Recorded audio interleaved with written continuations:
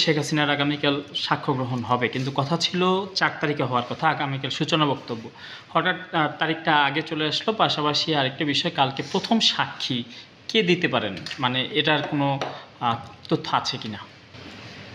যে আপনারা জানেন যে আগামীকালকে আন্তর্জাতিক অপরাধ ট্রাইব্যুনালে সাবেক প্রধানমন্ত্রী শেখ হাসিনা, সাবেক স্বরাষ্ট্রমন্ত্রী আসাদুজ্জামান খান কামাল এবং সাবেক আইজিপি চৌধুরী আবদুল্লাহ আল মামুনের মামলায় প্রসিকিউশনের পক্ষ থেকে সূচনা বক্তব্য শুরু হওয়ার কথা আছে এবং আমরা প্রসিকিউশনের পক্ষ থেকে সূচনা বক্তব্য প্রদানের জন্য রেডি আছি। সাথে সাথে আগামীকালকেই আমরা এই মামলার সাক্ষ্য উপস্থাপন শুরু করতে চাই এবং এই সূচনা বক্তব্য আমরা সরাসরি ব্রডকাস্ট করার জন্য আন্তর্জাতিক অপরাধ ট্রাইব্যুনাল আইনের 9 ধারা মতে ট্রাইব্যুনাল কাছে আবেদন করব। ট্রাইব্যুনাল যদি মঞ্জুর করেন তাহলে কালকের সূচনা বক্তব্য লাইভ ব্রডকাস্ট হবে। আগামীকালকে আমরা আশা করছি যে সাক্ষ্য গ্রহণ শুরু হবে।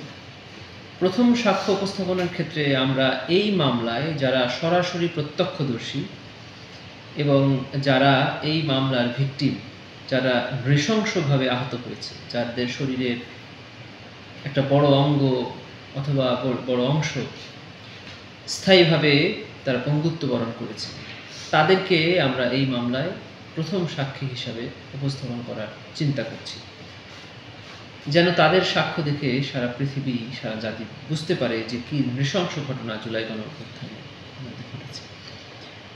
এবং আমরা এমন সাক্ষ্য ট্রাইব্যুনালে উপস্থাপন করব না যাতে ডিফেন্স কাউন্সিল এই সাক্ষী অথবা সাধারণ যারা এই জাতির মধ্যে যারা এই বিচার চায়, ন্যায় বিচার চায়, তারা এই বিচারের ক্ষেত্রে কোনো রকম প্রশ্ন উত্থাপন করতে না পারে।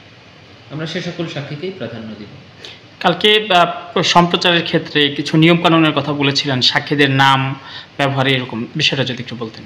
যে আন্তর্জাতিক অপরাধ ট্রাইব্যুনাল আইনের অধীনে যে বিধি প্রণয়ন করা হয়েছে, সেই বিধির 14 এবং 18 বিধিতে বলা আছে যে সাক্ষী সুরক্ষা এবং সাক্ষীর নিরাপত্তার স্বার্থে তার নাম ছাড়া অন্য কোনো কিছু প্রচার বা প্রকাশ করতে পারবে না। সেটা প্রসিকিউশনও পারবে না, ডিফেন্সও পারবে না এবং ইনভেস্টিগেশন এজেন্সিও পারবে না।